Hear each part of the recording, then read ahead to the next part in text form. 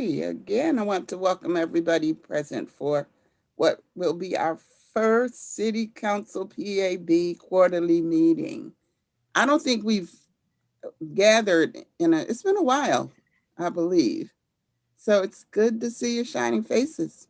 Yeah. Um, Thank you so much for preparing the agenda. I don't think we've got a lot, but we could take one issue and go for an hour and a half. So we'll work on what we've got. And I think our primary item is an update, a PAB update. Okay, so President Scott and Vice President Lightfoot and all of City Council, we're so glad to be able to talk with you all today about the PAB and what we're up to. So we have a presentation for you, and we are asking because we're going to be having board participation in the presentation that we're giving you, and so we are kindly asking that questions be reserved until the end of the discussion. Okay, so we're going to go ahead and pull up our presentation. Can everyone see it? There we go. All righty. Okay. Give me just 1 second. Pull this up and we should be ready to go. Chair Wilson. Okay. Right. Good evening, everyone. So I'd like to quickly introduce our board members and staff who are here tonight. So we have myself, the PAB chair, and you have our vice chair, Dr. Celia McIntosh. I think everybody sees her. We have our newest board member, Arlene Brown. We are so fortunate to have her here with us. We have Dr. Harrison. We have Reverend Dr. Ricky Harvey. We have Reverend Nikoloff. We have Ida Perez.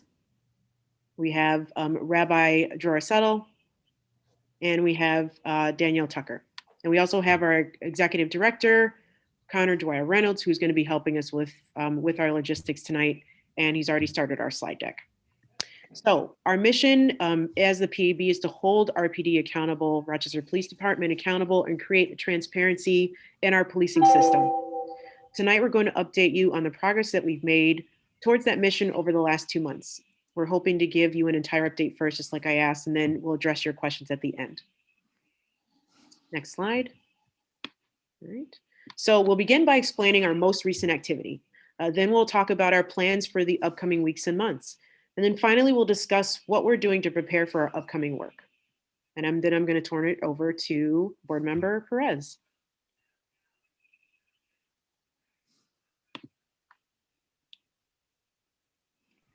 Sorry, wasn't ready. Good evening, everyone.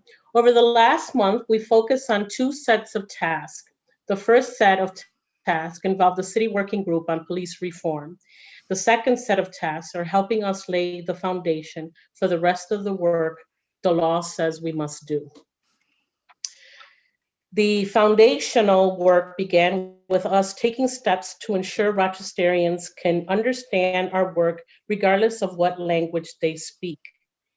We've been listening to our limited English proficiency and deaf communities to learn what they need in terms of language access. To ensure their voices are heard, we've entered a new contract to provide over the phone and written language interpretation services in over 100 languages. We all need to do more to ensure our work is accessible, and we look forward to entering additional language-related partnerships in the future. The board is also receiving in-depth training in the Police Accountability Board law and in models of civilian oversight. This education has also been provided to members of the New York State Bar Association, who have selected our executive director to serve as co-chair for their committee on civilian review boards. The board has also taken important steps to build strong working relationships between our members. For example, we held a retreat featuring open and honest communication about our expectation of one another and how we can create a work environment of equality and support. We've also begun to build and deepen our relationship with all parts of our community to ensure people from all backgrounds know about and are engaged in our work. We want to thank the many organizations working to build lines of communication with PAB, especially the Rochester Police Department and members of the Police Accountability Alliance. And now I'll pass it over to Dr. Celia. Thank you, Ida. So beyond this foundational work, the board has focused on participating in the city's work group on police reform and re-intervention. This working group was assembled by the Mayor Warren as required by the Governor Cuomo's Executive Order 203. This is the group responsible for creating a plan to begin reforming policing in Rochester, and each working group participant was asked to help create that plan by providing answers to over 100 questions on policing. Our approach to answering these questions began with a commitment to a data-driven approach. We gathered all the public information we could about the RPD's work. Unfortunately, there wasn't much public information out there. This fact has underscored the importance of our long-term mission to make RPD transparent. Some of the questions we were asked to address, the big picture issues, were that the role police should play in our community. To help us answer these questions, we partnered with the local community organizations to gather statements from people within important perspectives of public safety in Rochester. Thanks to the help of our community partners like Vocal New York, we heard from a cross-section of Rochesterians, including unhoused people, brown and Black people, immigrants, transgender people, people who have been hurt by police, former police officers, and many others.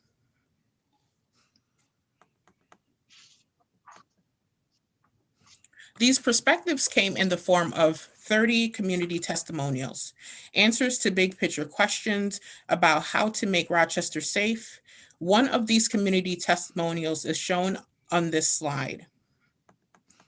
These testimonials were very informative, surprisingly, and often heartbreaking.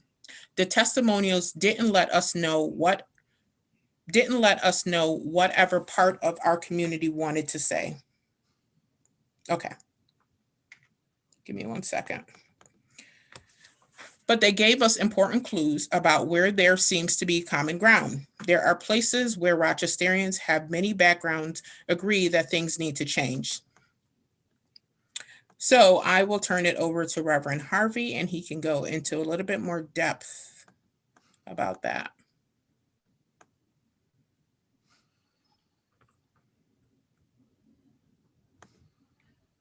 So, hi again. Using our research and the testimonials, we released a set of draft answers to the public in December. Our answers included extensive findings about the unusually large size of the Rochester Police Department, apparent problems in the RPD's culture and the RPD's history of engaging harmful practices. Our answers also included over 50 specific recommendations. We called for the city to ban the host of practices like no-knock warrants and tear gas use, investigate white supremacy in the RPD's policies and personnel, establish new systems to address officer mental health, and create an open data portal to make every aspect of policing or policing public.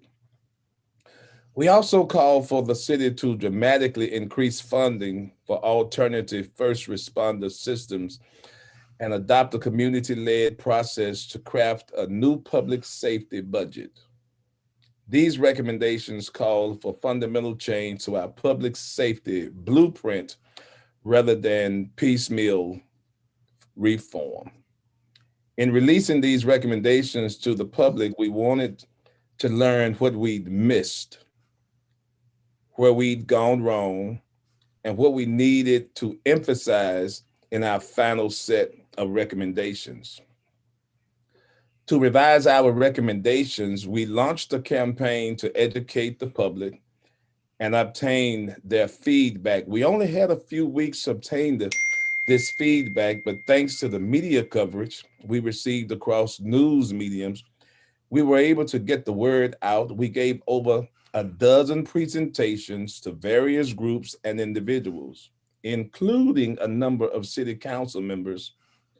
Over 200 people attended and watched that presentation. Rochesterians sent in a significant amount of feedback, especially given the limited time they had to give it.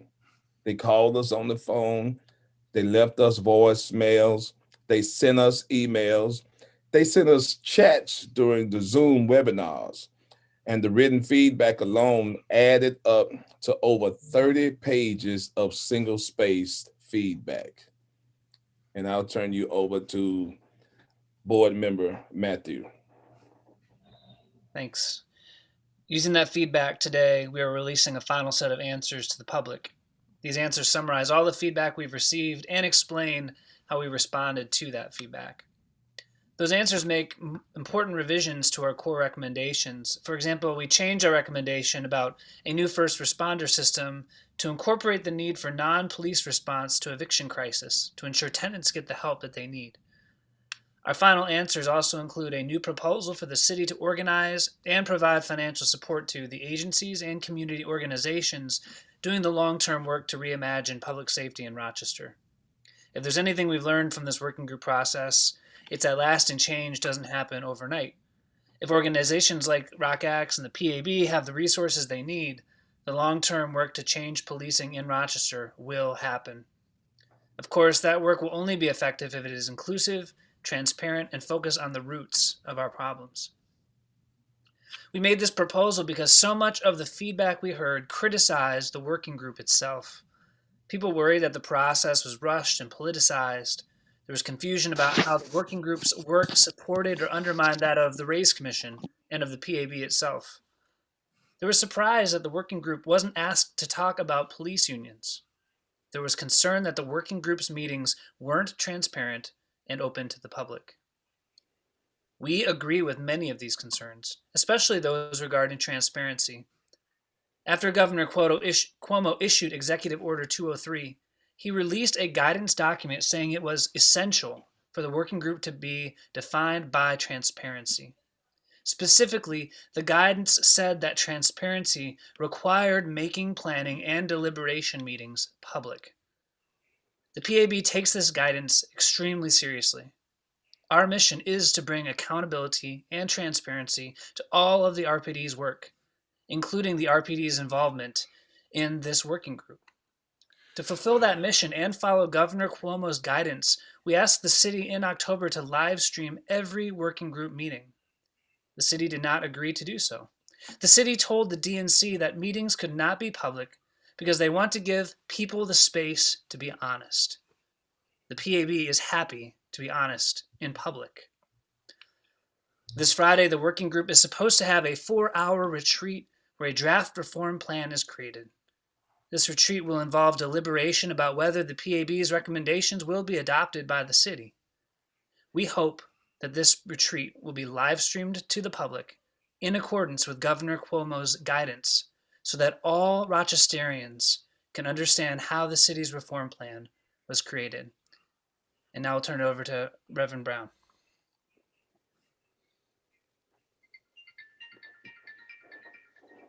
Reverend Arlene? Yes, I Sorry. wanted to make sure I had unmuted. Great evening. With our recent activities behind us, we'd like to turn to what's next for the PAB. It's true that the Locust Club lawsuit against us means that we cannot conduct disciplinary hearings over officer conduct. However, we can still have many important powers and many processing duties. Chief among those duties is the responsibility to launch oversight investigations into every aspect of the RPD's work. To launch our first oversight investigation, we had to determine what aspect of policing needed to be looked at first. In making our choice, we thought about the many complaints our community has made about RPD's response to mass gathering situations. Thinking about George Floyd protests, the Daniel Prude protests, the Occupy Wall Street demonstration. Also, think about the Puerto Rican festival and other celebrations where RPD shows up in riot gear. In addition to these complaints, we also thought about the new protest related policies that Chief Herrick Sullivan has developed. We watched the hearings that City Council held on those policies a few weeks ago. Our impression was that there were many questions that council members still want answered. We also thought about the law enforcement response to the insurrection in our nation's capital. We thought about the difference and the way the police responded to protesters of different backgrounds. We thought about the inadequacy of police preparation for certain demonstrations. And we thought about the difference between how the public safety building was defended against Black Lives Matter protesters and how the Capitol was defended against insurrectionists. Finally, about the odds that were still be new, we thought about the odds there will be new protests in Rochester in the coming weeks and months. This issue isn't going away. In fact, it's likely to grow more pressing. We need to understand and change the way RPD deals with demonstration. And now I'll turn it over to Danielle. Good evening, everyone. Thank you, Reverend Brown. For these reasons, the PAB has chosen to launch a formal oversight investigation into RPD's work relevant to protests and other mass gatherings. We informed the chief of our plans as soon as we made them, and we appreciate her clear communication and quick cooperation in this matter. Our oversight investigation will involve our obtaining all data, documents, and information regarding RPD's protest-related policies, practices, and procedures, and trainings. We will, to the maximum extent possible, make all this information publicly accessible. We will obtain expert testimony to help us assess the RPD's work in this area to ensure it keeps all Rochesterians safe. Our investigation will begin with an oversight hearing to be held on February 11 at 6:30 p.m. Chief Harriet Sullivan and her staff will present the RPD's new protest-related policies. The PAB will get a chance to ask questions about those policies, how they were created, what data supports their use, what alternatives were considered, and how we can be sure they will succeed. Our hope is to, in the coming weeks, create a comprehensive record regarding RPD's protest-related policies. While we will be making our own recommendations based on this record, we hope that the data and testimony we uncover will allow City Council, RPD, and the public to make their own decisions about what change needs to be implemented. Now, at this time, I will turn it over to Dr. Harrison. While we conduct our oversight investigation, we still need to prepare for the potential return of our disciplinary powers. For this reason, we will also be focusing on creating our own procedural rules, the rules we need to actually conduct disciplinary hearings. These are the rules to guide our investigations into officer wrongdoing, our complaint intake system, and both evidentiary and administrative procedures during our disciplinary hearings. Our hope is to craft rules based on best practices, principles of restorative justice, and most importantly, what our community wants from a system dedicated to holding officers accountable.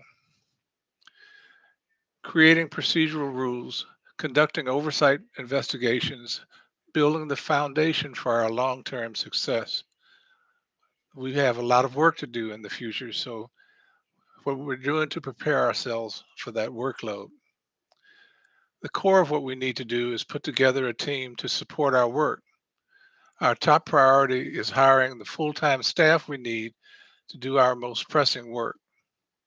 Oversight investigations and long-term foundation work require staff that can handle administrative issues and guide our community engagement efforts. We've chosen to hire these staff rather than investigators as we wait for a final court decision on our disciplinary powers that may not come for many more months.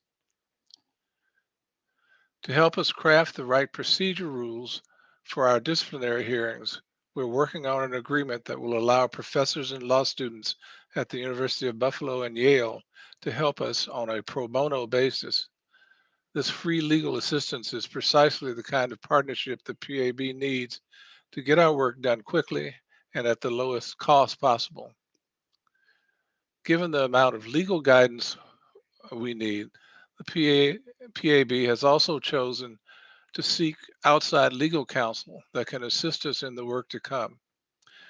Our current budget contains roughly $100,000 for professional services, almost all of which is unspent.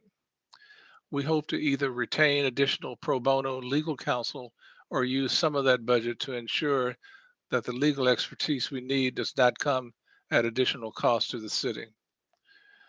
We are happy to provide any additional details about our search for outside legal counsel. Thank you. Back to you, Shani. Okay, thank you, Dr. Harrison. So that is the conclusion of our presentation. And so we are now open to questions.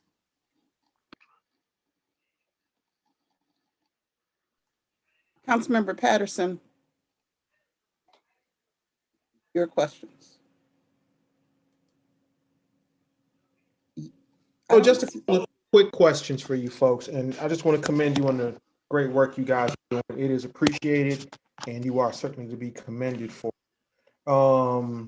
Council President sent you guys a letter dated January 22nd. Does everybody have that letter? Had a chance to review it? Hello? I have, yes, sir. Yes, we have. Okay, cool. All right, so it seems as though, and you guys sent us a response the 25th, and it's good points, but I think it brings up some questions to ask and seek answers for. So, second page of the letter that Council President sent to you, second page, first paragraph, dealt with contracts and contracting. And the general gist of it is that before you guys enter into any contract with anybody, you need to run it through our normal city processes. In your response on your letter on the second page, I don't really see where it says that you agree that you should do that. It does state that, there may well be some conflicts of interest, but I guess just going back to the general idea of contracting and working within the structures of city government, does it seem unusual that you would have to go through the normal contracting process? Like you guys contracted for language services, I'm sure. Well, I'm asking, did you go through the normal contracting processes before you signed that contract? I can speak on the language access services, Councilmember Patterson. Yes. Okay. So and so in general, that's a process you guys don't have a problem with doing. Correct. No Go ahead, Bob. That's correct. Yeah, go ahead. Okay, cool. And so the only other thing was, and so I guess my question for our pro bono counsel is, PAB is seeking pro bono counsel. So do they have to go through any kind of contracting process to solicit pro bono work, or are they just free to go and do that? Well, if they're being asked to sign a contract, yes, they do. And in fact, Connor has done that with the University of Buffalo issue, and there was some miscommunication as to whether that was being done without going through the law department, and it was in fact not being done without going through the correct processes. So yeah, if they're going to be signing contracts, they should be getting approval, both if there's money involved, obviously it's got to go through the budget process, and otherwise someone from law should be, again, not signing off on whether they agree with the concept, but signing off on whether it meets the statutory requirements for a governmental contract. And Connor and I have spoken about this. Well, it's like, so that, those are my main issues of concerns as I was reading those letters. And it seems like they've been addressed. So your other points in the PAB response, rational and reasonable. I mean, you guys understand you got to work within the structure of government. You're going to do that. You're going to vigorously pursue your mission, and we thank you for that. So no problem there. So all I got to say is keep up the good work. Thank you, Councilman Patterson. Wow, thank you. Appreciate that. So I received the response to my memo about an hour ago, and I haven't had a chance to like read it, but I did scan it, and I'm generally supportive of the points that you made, and I look forward to discussing them further with you. And maybe we could do it in a smaller group setting, because I think that just about everything you've got in there is workable. We just have to make sure that we're meaning the same thing with the language that we use. But I am very much impressed with the work that you all are doing and moving forward. I think that our journey in the creation of this entity, which is phenomenal, is one that's a little bit bumpy, only because we're trying to fit it within the structure of a governmental agency. And governmental agencies are, by definition, bureaucratic. They've got bureaus. We got points along the way where the boxes have to be checked. But I think that we could do that and ensure that happens without any negative impact on the work that you are doing in pursuing the accomplishment of your mission. So we can talk in greater detail about that, about your response, because as I said, I've not had a chance to really read it, but just from my scanning, I'm generally supportive of the points that were raised. Anybody else? Yes, Speaking for my, President Lightfoot? I'm sorry, Dr. Harrison. I just simply wanted to say thank you. Okay, wonderful. Certainly. I just offer a comment, not necessarily a question. I first, during O'Connor's confirmation, I was the one that really was adamant about you guys having better communications with council. And also, recommending that we do something quarterly or we do something more consistently. So I just want to commend you for taking that and actually making that happen, okay, and also bringing to the space of the work that you guys have been doing over the last few months. I think that's important that work is brought to the space, and so I just wanted to commend you for doing that, for honoring that request. And for showing the work that you guys have been doing. I know, because I'm sitting on the task force along with Connor. I know the work that is going into this. I also sit on the race commission. I know the work that is going in there, and I'm excited about what we're drafting together. We are drafting this together. We are walking this journey and path together, and I really believe, and I'm excited about what's coming in Rochester. To get ready, because I believe, and I don't say that, I really believe that we're heading in the right direction, and I appreciate the work that all of you are doing. I want to bring that to this space and make that very open and transparent about that. I think that you guys deserve to be honored for the work that you're doing. We have some, I don't agree with everything. I'm not going to sit here and I do not agree with all points. And I know we'll find some areas and opportunities to have those discussions at a later time. But I would say 90% of what you presented, I think is right on, spot on the head. And so I just want to commend you for that. Thank you. Continue the good work. I look forward to our sessions that we have with the larger group and also our smaller sessions that we have as well. I too agree oftentimes, and there are conversations that you can have on YouTube, Zoom, etc. But there's something to be said about giving people the opportunity to be in a safe space and not be criticized by every single word that comes out of their mouth. I love the fact that we have an open session where Rochester is one of the ones based on the governor's executive order and the open meetings law who got an A for this council, for being its most transparent than more other cities and other departments within New York State. We pride ourselves on that.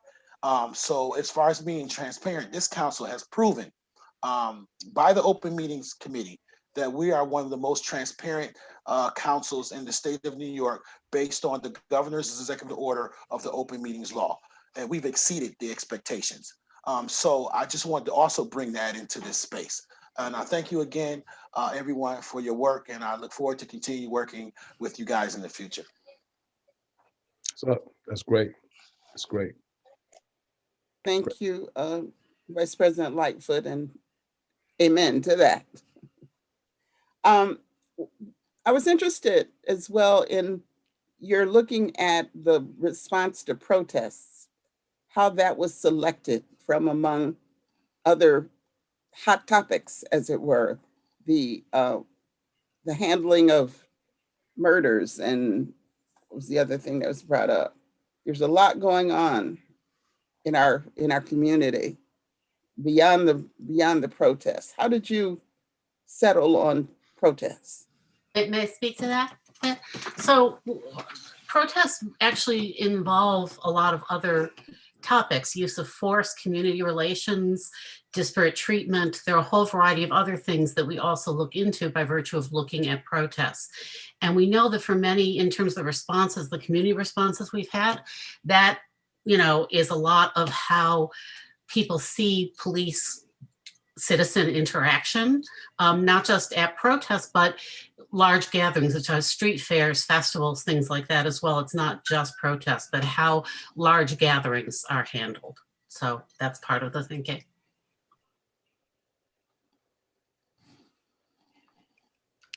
Madam President, Dr. Harrison? I also would add that I had a particular interest in the aspect of what are called non-lethal weaponry, because my impression is that they're often lethal, or certainly very damaging, and I don't think that that is recognized. Are you talking about? I'm saying if you get shot in the face with a pepper ball, it does more than sting. It causes tissue damage, eye damage, so on. Okay. President Scott, I'm Yes. just drawing your attention to the chat. I believe Councilmember Melendez, myself, and Lupien have all. I'm sorry, I had overlooked the chat. Okay. No worries. So we've got, let me go up here and do this right. It's Miguel, then myself, then Mary. Okay, go. All right. Well, thank you, Madam President. I also want to echo some of the comments that VP Lightfoot said. It's been a privilege to serve with Connor and Shani on the Executive Order 203 working group. And I think that, we've been able to see the body of work that you've all put into this, and greatly appreciate your service to PAB as an institution, but also the city of Rochester and the community at large. I also wanted to ask the question, but President Scott got ahead of me on this one regarding protests.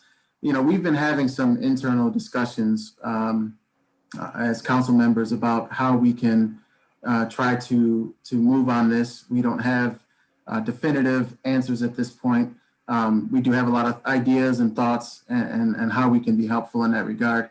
But I do appreciate the fact that you all did reach out to the Rochester Police Department and were inclusive in the discussion with them. I guess my question would be, when it comes to these hearings, what type of information do you intend to review in advance, and what type of recommendations, I'm sure this is early and jumping the gun, but what type of recommendations do you have at this point in time with regards to protests? So I can answer that one. So I know, we're working, Miguel, we're working with our, Councilman Miguel. We're working on the working group recommendations. So we're using that as a blueprint. Also, I know that the chief is releasing some new protest policy this week as well. And so we'll be taking a look at that before we, and asking questions based off that new protest policy. What we had also asked is that we were able to look at both the new and the old policies to see where the differences were, and then ask questions on that as well. I can follow up with excuse me, Bob. No, I didn't say anything. Oh, okay. Councilmember Melendez, just to follow up on that, first to emphasize some of the recommendations we've already made about banning tear gas, banning the use of flashbangs at protests, banning the use of LRADs, sound cannons at protests. So those are a number of the specific recommendations that we've already made regarding protests. And then just to put a finer point on the information that we're going to be collecting. We've already gotten confirmation from international experts to come give testimony on tear gas use, so that we can best understand how tear gas affects people. We hope to get, expert testimony on a range of issues, not just the use of chemical weapons, but, how other police departments have approached protest response over the years. Whether or not, use of riot gear is something that de-escalates or escalates, et cetera. So a lot of these issues we hope to get expert testimony on. And, this first hearing is just going to be, focusing on, what is the RPD's new policies and, explaining those to the community and giving us a chance to ask pointed questions about those. And all I'd say is that we'd hope that any council members who have questions that they'd like answered, we want to facilitate the answering of those questions as well. Connor, you left out the plan to remove name badges. That runs counter to the federal law, in which nameplates are required.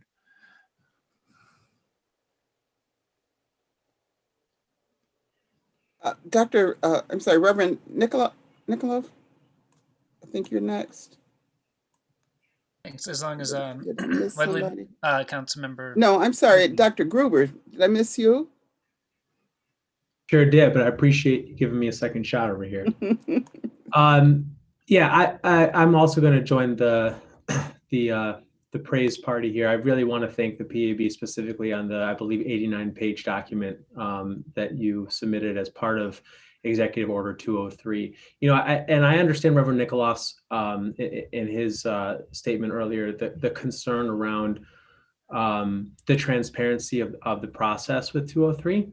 I think those are all really good points, and I also hope that as part of the retreat, there's some light and transparency shown on that. I think it's a question we ought to ask. I'm not sure we're going to have time to talk about it in this meeting, but I will say that, in the spirit of generosity, that part of the reason why I think things partially ended or happened the way that they did is because there were a lot of new bodies being created at once between the Race Commission, between the overall group working on 203, the newness of the PAB. And I remember at one point, Vice President Lightfoot was talking about how there's so much meat on the bone here that it certainly doesn't hurt to have more and more groups looking at it. And I really do believe that the document that you all produced is just such a critical part of what needed to happen. So I appreciate it, and I hope we do get some answers around the transparency piece. I just had a quick question separately from that about staffing. I believe I asked you all last time that we met, but totally understand the desire to transition your first hires, obviously other than Director Reynolds, from investigators, because you can't investigate right now, to other purposes. But as someone mentioned, that may pivot at some point, and we don't know when. And I understand that we have long-term questions about budget and how to staff appropriately, but right now the budget is what the budget is, at least for the rest of this fiscal year. And I'm curious how you intend to pivot if, in fact, somehow you got disciplinary authority sooner than later. How would you pivot based on the staff you're planning on hiring at this moment? Yeah. So I guess I would say to Councilman Gruber's question that, there is still a disciplinary matrix that we still have to build in order to make sure that we are able to discipline officers effectively. And, so I guess those are the first things that I think of when we're thinking of how to make sure that we're building a system which is fair. And also treats officers fairly, and also treats citizens fairly to make sure that they're heard. So I guess that would be my response to that. And so the staff that you're aiming to hire at this point are the folks who are going to help kind of dig into that matrix. And they could at some point pivot into being investigators. Is that part of the goal? Can I speak on this, Chair Wilson? I'm not sure that I think when we hire investigators, we want folks who have a little bit of investigatory background to do that. So I'm not sure that transition point might be the best case for them. But I just want to follow up on Chair Wilson's comment, because I think it's important to clarify for the public. The law says that we're supposed to eventually replace the Civilian Review Board. And there's a little confusion about that. Some people were thinking it was just 60 days after, my appointment. That's not quite the case. We have to both appoint an executive director and create a set of rules for disciplinary hearings, because it doesn't make sense for the CRB, the Civilian Review Board, to be abolished until we have a fully operational system on the other end to start up. And so, the clock is not ticking on that. I just want to make that clear so folks don't think that the Civilian Review Board is going to be disappearing, tomorrow or something. I just want to clear that up for the public. There is still a process for folks to help complaints being filed, and we are referring complaints to the Civilian Review Board as they come to us. Okay, and I'll pass off after this. I just want to make sure that I'm totally clear. So the individuals that you're seeking to hire now are going to be part of the creation of these procedures and these rules and the matrix. But you're not going to be looking for people who have experience being investigators, and your intention is not for these individuals to at some point become the investigators if in fact discipline was granted. That's correct. Okay, thank you. Okay, I still got a couple of questions on there, but I'll pass that for now and go to Councilmember Lupien. Yes, thank you. Great presentation. So apparent how much work you've all put in, and I thank you all for that. I guess I have two questions. One about the transparency of the meetings. Given that the governor provided guidance, is that something that we can get further clarification on from the state?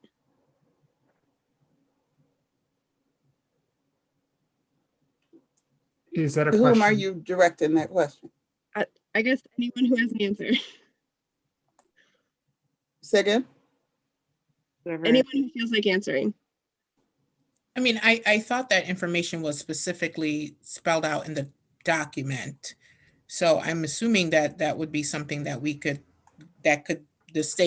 you could inquire from the state, but I thought the language was explicit in the document. So I think maybe because it says public, the definition of, does that mean a open meeting or does that mean notes? Might be the point of clarification. okay. I don't have the document in front of me, but it just says deliberations meaning being public. So I guess I'm kind of interested in the definition of what public means for us.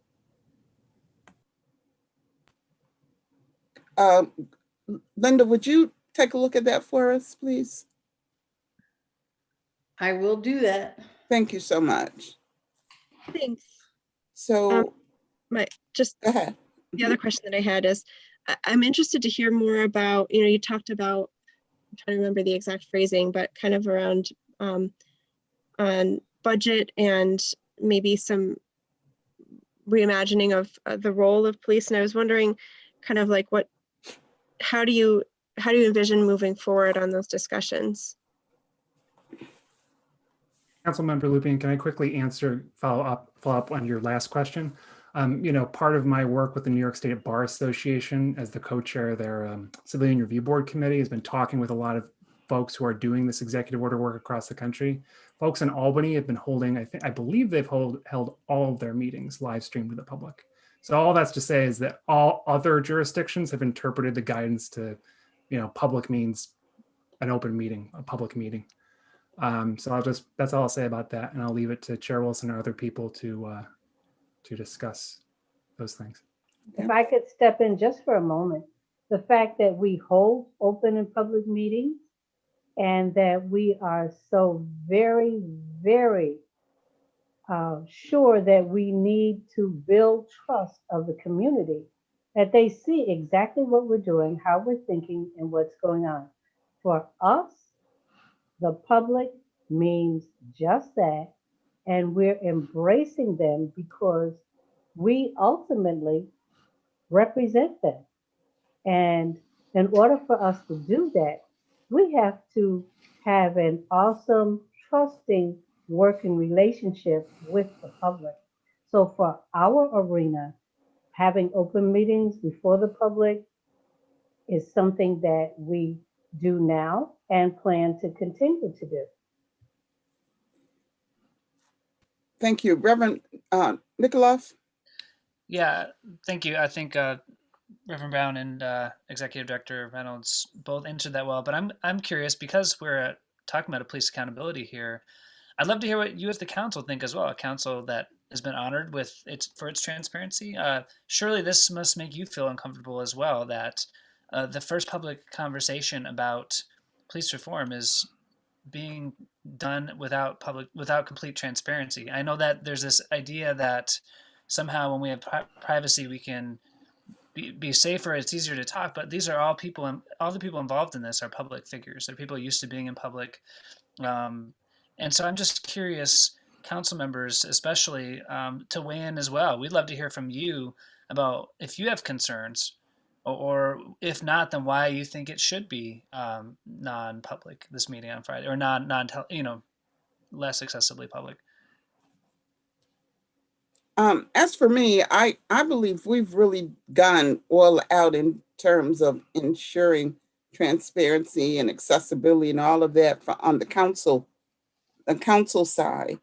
I also, though, believe that there is some value for legislators, organizers, whomever, to be able to have a space where they can interact without the having to really be mindful of every word that comes out.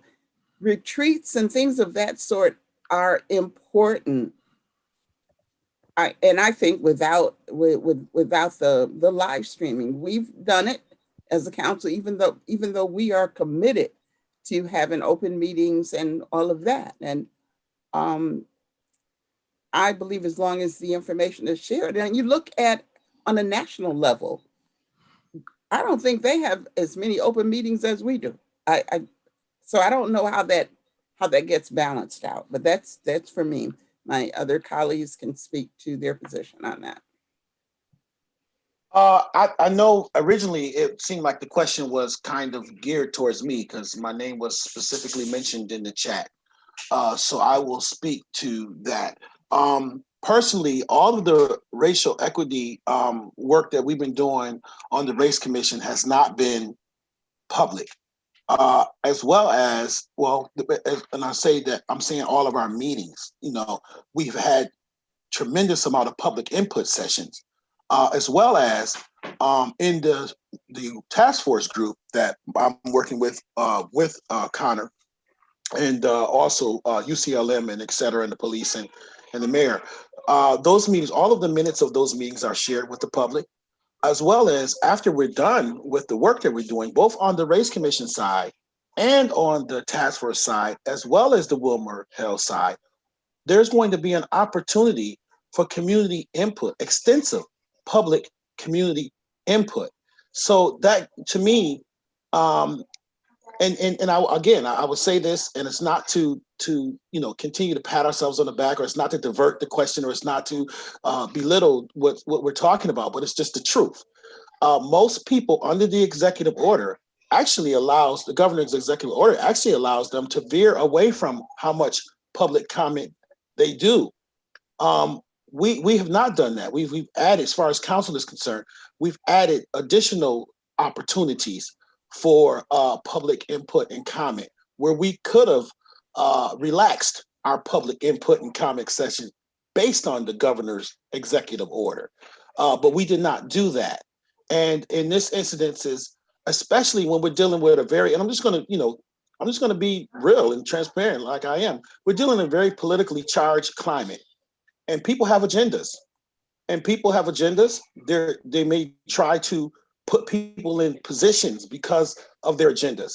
And ultimately, that could hinder the process of moving things forward when your work is really about the people and not about a particular person's interest or agenda.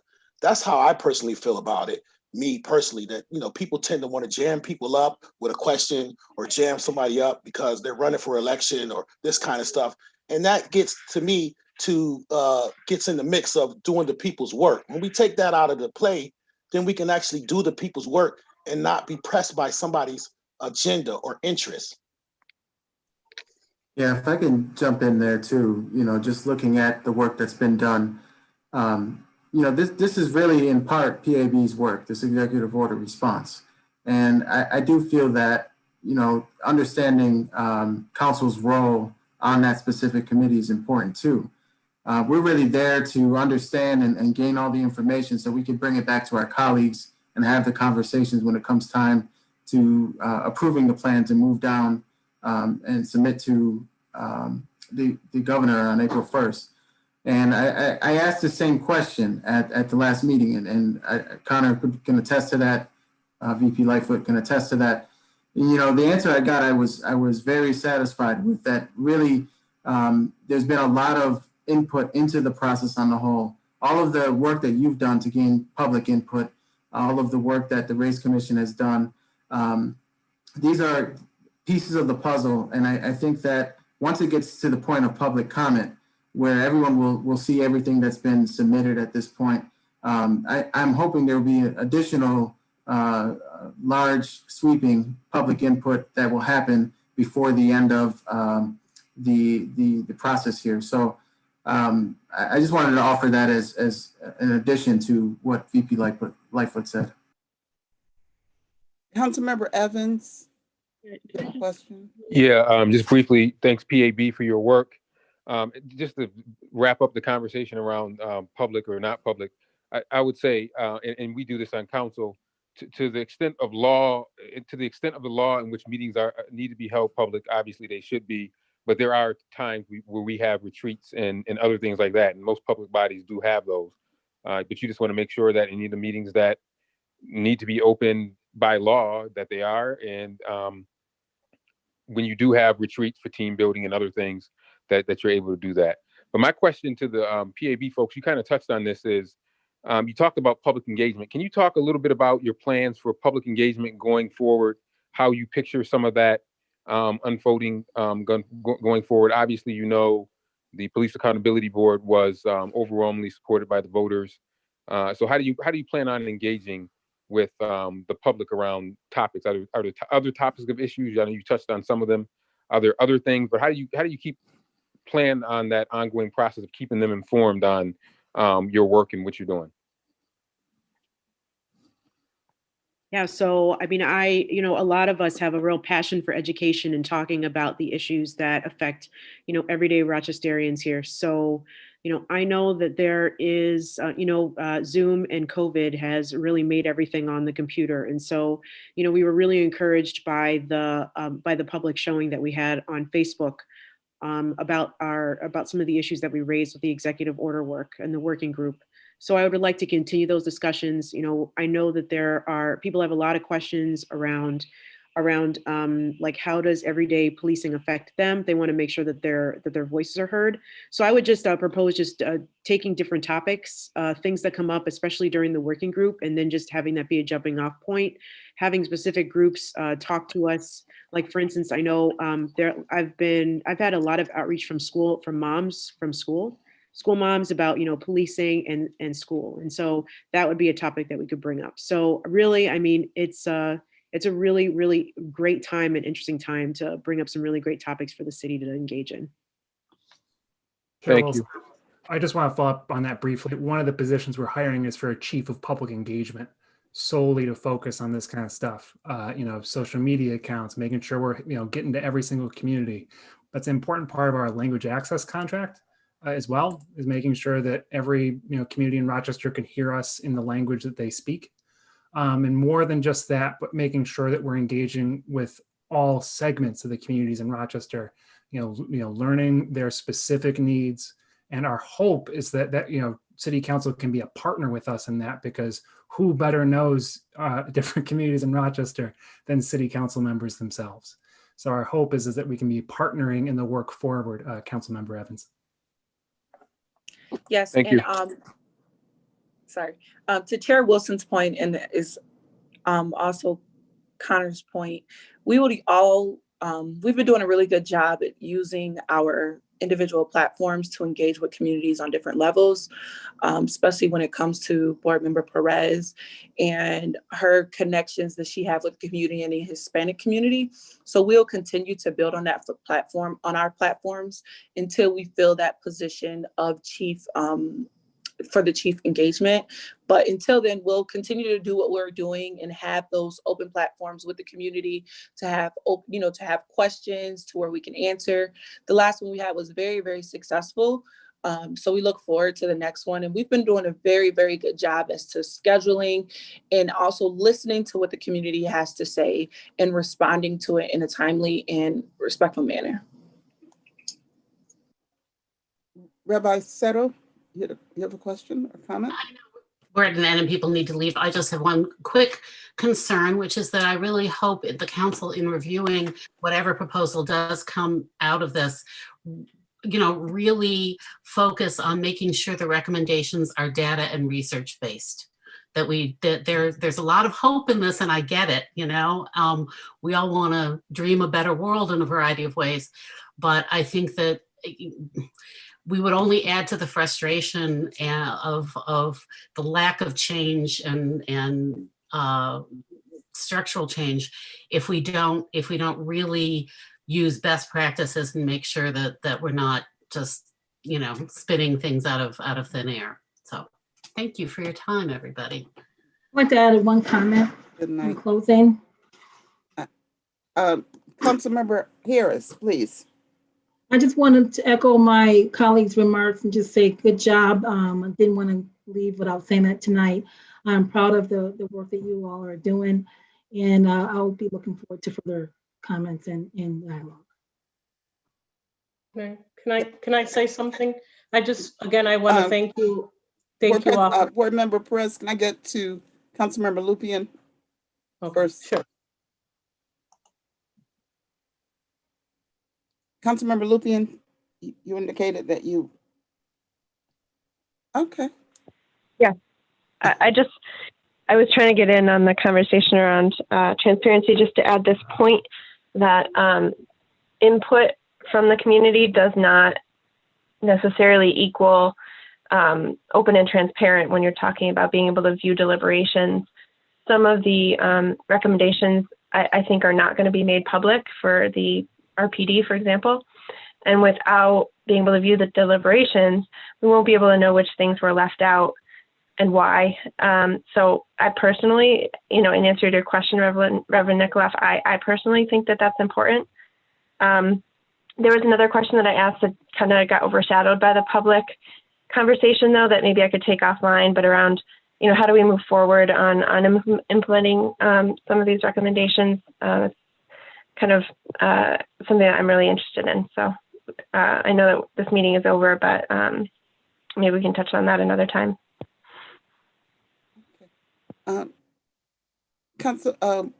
Board Member Perez?